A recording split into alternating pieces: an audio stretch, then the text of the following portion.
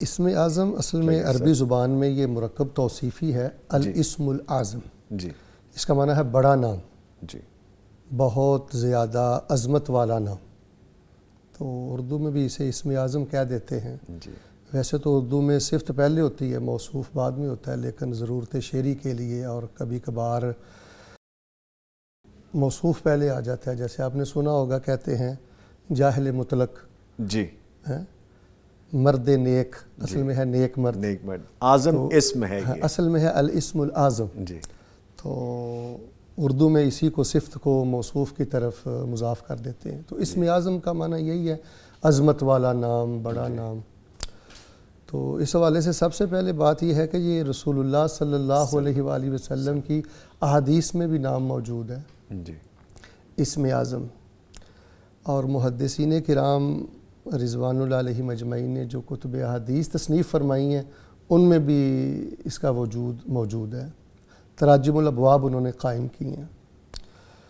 تو اس سے مراد ہے کہ وہ بڑا نام، وہ عظمت والا نام کہ جب انسان اپنی دعا میں اسے پڑھتا ہے، اس کے ذریعے اللہ تعالیٰ کے حضور التجا کرتا ہے، تو اللہ کی رحمت جوش میں آ کر اپنے بندے کی عرض کو قبول کر لیتی ہے۔ ماشاءاللہ، یعنی اسم اعظم سادہ لفظوں میں اللہ تعالیٰ کی جناب میں دوران دعا اللہ سے باتیں کرتے ہوئے ایسے کلمے کا کہنا جو اتنی بڑی عظمت والا ہے کہ جس کے بعد اللہ تعالیٰ اپنے بندے پہ مہربان ہو جاتے ہیں۔ سبحان اللہ، سبحان اللہ، سبحان اللہ۔ اچھا سر، آپ جب گفتگو کرتے تو وہ چیزیں چننے کو مل جاتی ہیں، اس میں سے مجھے ابھی چننے کو ملا اللہ سے باتیں۔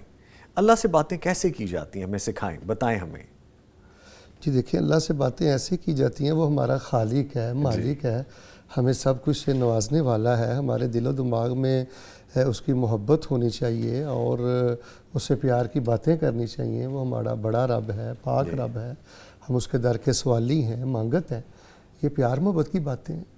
بنیادی طور پہ اسم اعظم یا وظائف یا اذکار یا یہ جو اوراد ہیں، یہ ہم اپنی زبان میں، عربی زبان میں اللہ تعالیٰ سے پیار محبت کی باتیں کرتے ہیں۔ جی، اس کے لیے کوئی وقت ہونا چاہیے؟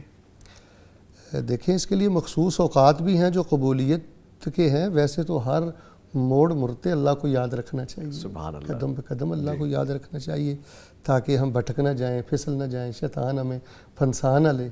یہی وجہ ہے کہ ہمیں ہر وقت میں ہی اسے یاد رکھنے کی تلقین کی گئی۔ اگر کوئی شخص، مجھ جیسا شخص، ہم چونکہ دنیا دار ہیں، سیکھنے کے لیے ہم آپ کی صحبت اختیار کرتے ہیں، ہم چاہتے ہیں کہ اللہ سے سرگوشیاں کی جائیں اور اس سے باتیں کی جائیں، اس سے گفتگو کی جائے، کوئی وقت مخصوص ایسا ہو جائے، کوئی گھڑی ایسی ہو جائے جس میں ہمیں پتہ ہو کہ بڑی برکتیں مل سکتی ہیں، کوئی قبولیت کی گھڑی ایسی ہو جائے، کیا وہ فیل سے پتہ چلتا ہے یا کہیں بھی کسی بھی وقت آپ یہ سب کر سکتے ہیں، یا فیلنگ ہی آپ کو بتا دیتی ہے، آپ کے اندر کچھ اترتا ہے باقاعدہ اور آپ کو لگتا ہے شاید یہ قبول ہو گیا ہے، شاید یہ میری بات سنی گئی ہے؟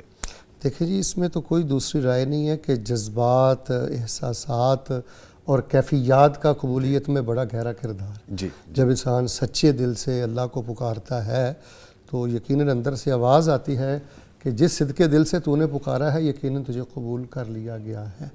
تو اگر کیفیت، احساس کے ساتھ ساتھ اگر وقت بھی جو ہے وہ قبولیت کا ہو، جیسے تہجد کا وقت ہے، اذان کے بعد کا وقت ہے، یا جگہ ایسی ہے جیسے کہ میدان عرفات ہے یا بیت اللہ ہے، تو پھر اس سے تو قبولیت اور زیادہ بڑھ جاتی ہے بلا شبہ۔